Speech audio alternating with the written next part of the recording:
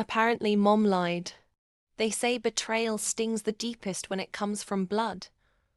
But what if that betrayal costs you millions and nearly destroys everything your family built? I was in my office, rehearsing for the biggest business pitch of my career, when my phone buzzed. It was my mother. Her voice trembled as she said, "Your grandfather is having a stroke. Get to the hospital now." My world froze. Without thinking, I dropped everything and raced out the door. But what I didn't know was that my emergency was nothing but a well-crafted lie. When I rushed into the hospital, there was no grandfather, no stroke, no emergency. Just confusion. My calls to my mother went unanswered. My gut twisted, but by the time I drove back, the truth hit like a wrecking ball. My mother wasn't grieving. She was stealing. Over $4.2 million siphoned straight from the company accounts during my absence. Money meant for expansion, salaries, and investments gone in the span of an hour. Most people would have screamed, cried, or confronted her with desperate pleas. But me? I wasn't about to let years of sacrifice and loyalty collapse at the hands of the very woman who gave birth to me. I called someone else. The FBI. When I finally walked into my mother's penthouse, she sat smugly with champagne in hand, her laptop open, numbers dancing across her screen like trophies.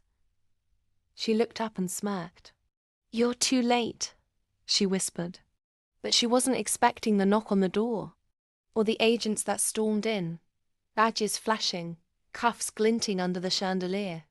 The look on her face as she realized I hadn't come alone. Priceless.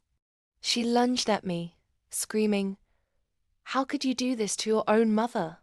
And I leaned in, my voice calm but lethal. "No, Mother. How could you do this to your own daughter?"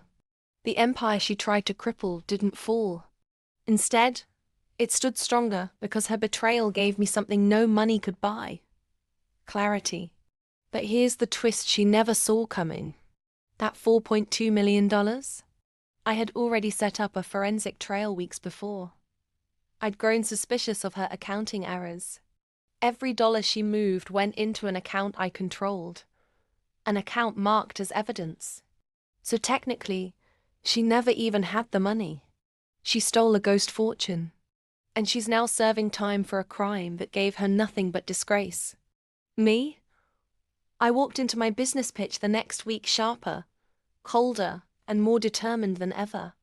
Investors didn't just see a woman with a vision, they saw a survivor who defended her empire against her own blood. And they signed on the spot. Revenge doesn't always mean fire and fury. Sometimes the sweetest revenge is watching the traitor burn themselves while you rise higher. If you found yourself gripping your seat with this story, imagine the tailies still to come.